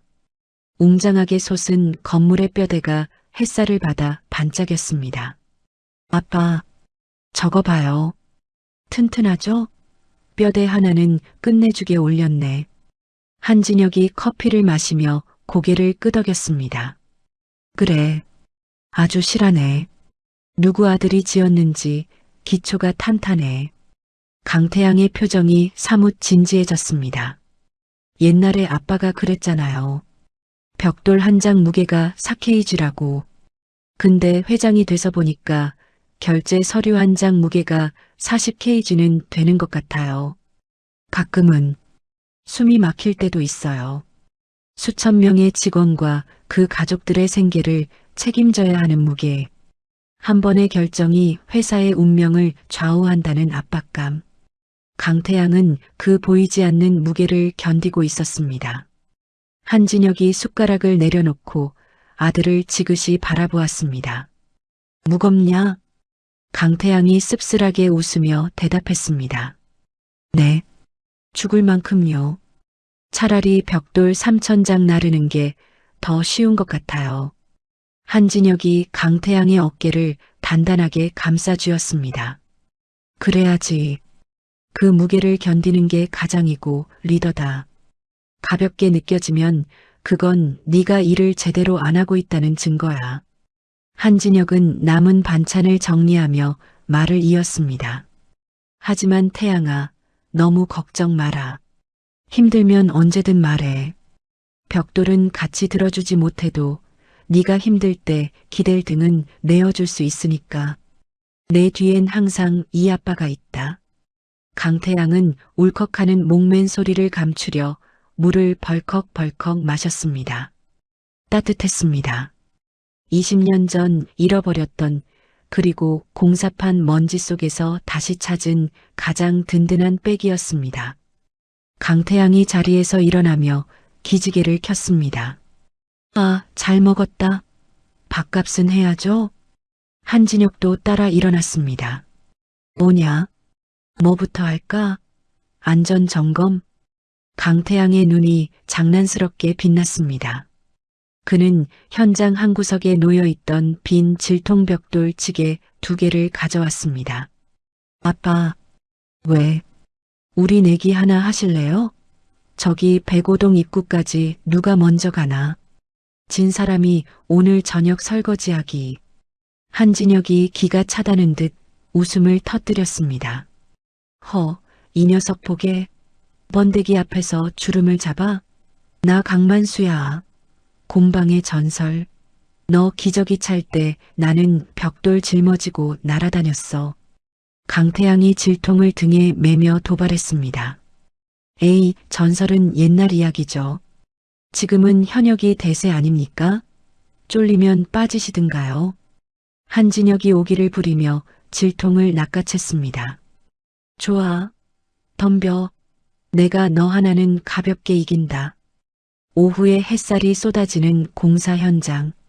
수트 차림의 젊은 회장과 등산복 차림의 늙은 명예회장이 나란히 질통을 맸습니다. 어울리지 않는 복장이었지만 두 사람의 등은 똑 닮아 있었습니다. 준비, 시작. 강태양이 구호를 외치며 앞서 나갔습니다. 부정 출발이야. 거기 안 서? 한진혁이 호통을 치며 그 뒤를 쫓았습니다. 하지만 그의 발걸음은 뜀박질이라기보다 앞서가는 아들이 넘어지지 않게 뒤를 봐주는 걸음에 가까웠습니다. 강태양이 앞서가다 말고 뒤를 돌아보며 환하게 웃었습니다. 땀과 먼지로 얼룩졌던 과거의 얼굴 대신 희망과 행복으로 가득 찬 얼굴이었습니다. 아빠, 빨리 와요.